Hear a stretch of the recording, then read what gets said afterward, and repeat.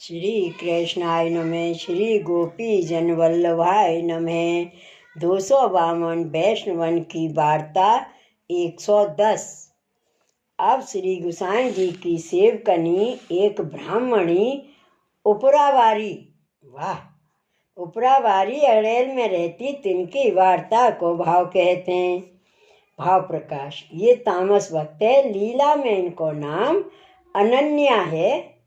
ये मेनाती प्रकटी हैं, ताते उनके भाव रूप हैं। ये अड़ेल में एक ब्राह्मण के प्रकटी 100 बरस 5 की भई, तब याको विवाह जाति के लड़का सो भयो। पाछे केतेक दिन में शीतला को उपद्रव भयो, तामे बाको धनी मरियो। तब ये ब्राह्मणी बरस 25 की ही, सो पिता के घर आए रही। ता पाछे केतेक दिन में बाके माता पिता हु मरे, तब वे घर में अकेली रहे। सो बा को दिन कटे नाही। तब पड़ोसिन ने कहो, जो तू वैष्णवन की मंडली में जायो कर, ता भगवत वार्ता बहुत अच्छी होत है। तब ये वैष्णवन की मंडली में जान लागी। पाछे वैष्णवन के संग ते वे श्री गोसाई जी की सेवकनी भई। वार्ता प्रसंग 1। सो वा ब्राह्मणी को श्री गोसाई जी ने अड़ेल में नाम सुनायो।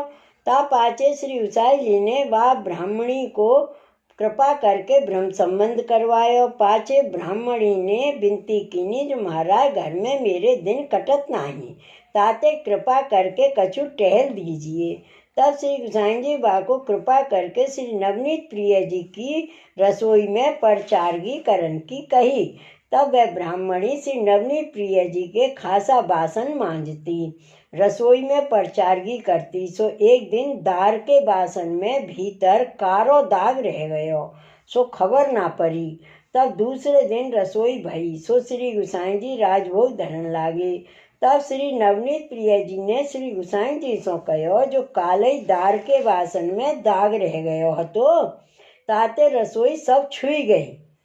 परचारगी बासन आछे मांजे नहीं हैं। तब श्री गोसाई जी ने सगरी सामग्री लेके गायन को डाल दीनी। पाचे तत्काल और सामग्री सिद्ध करके मंगलाते राजभोगताई पहुँचे। पाचे श्री गोसाई जी श्री नवनीत प्रिय जी को अनवसर कराए के अपनी बैठक में पधारे। तब परचारगनी को बुलाए के ब्रजवासी को आज्ञा किए, जो या ब्राह्मणी को पार उतार आवो। तब वह ब्राह्मणी ने कही, जो राज मेरो अपराध कहा है। तब श्री गोसाई जी कहे, जो काले दार के बासन में कारो दाग रह गयो हतो, सो बासन आछी बात क्यों नहीं मांजे। तब उनने कहो, जो अनजाने कारो दाग रह गयो होएगो, ता बात को मैं कहा करूं। तब ऐसे वचन सुन के श्री गोसाई जी व परचारगनी के ऊपर बहुत रिस्कीनी। तब वह ब्रजवासी को आज्ञा किए, जो या ब्राह्मणी को अड़ेल के घाट पर अब ही नाव में बैठार के पार उतार आवो। भाव प्रकाश।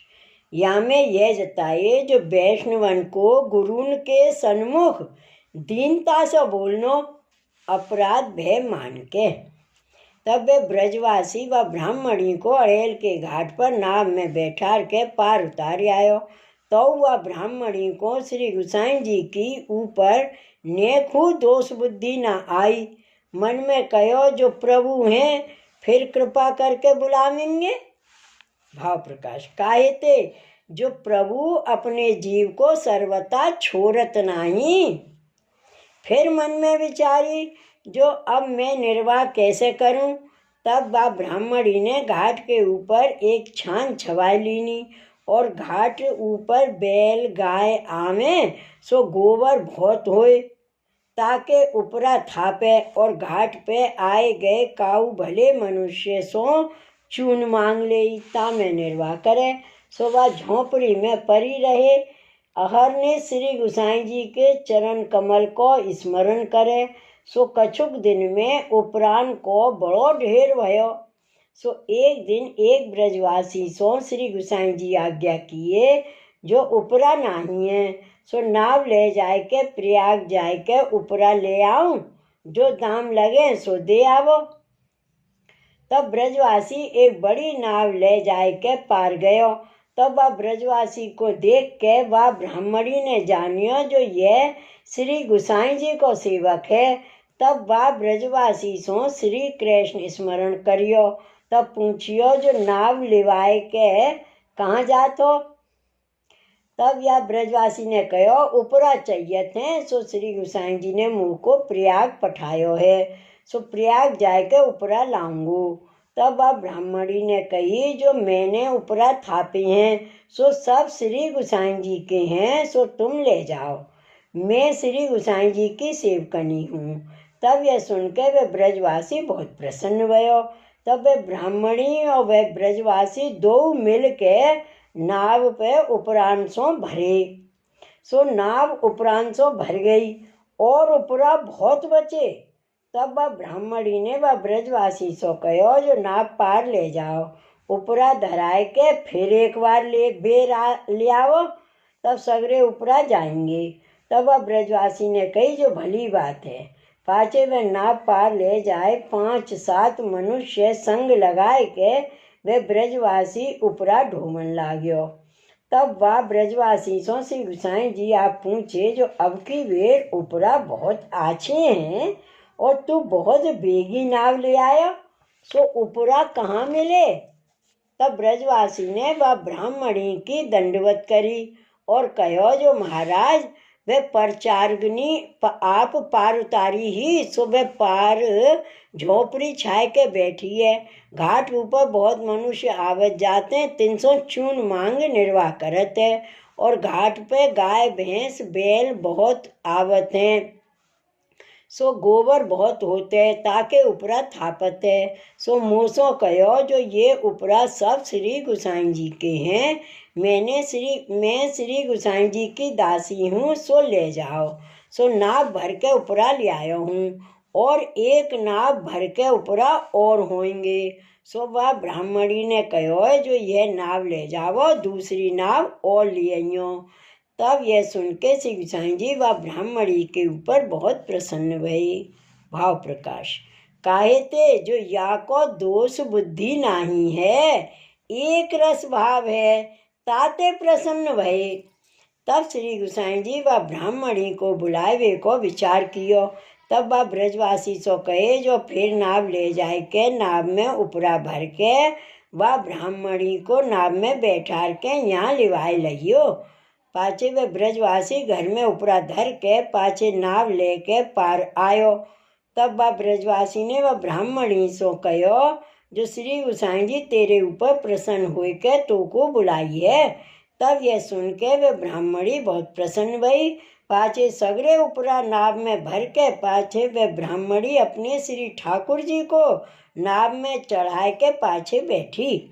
सो वह नाव पार आई। सो उत्थापन के समय श्री गुसाई जी नहाइवे को पधारे थे।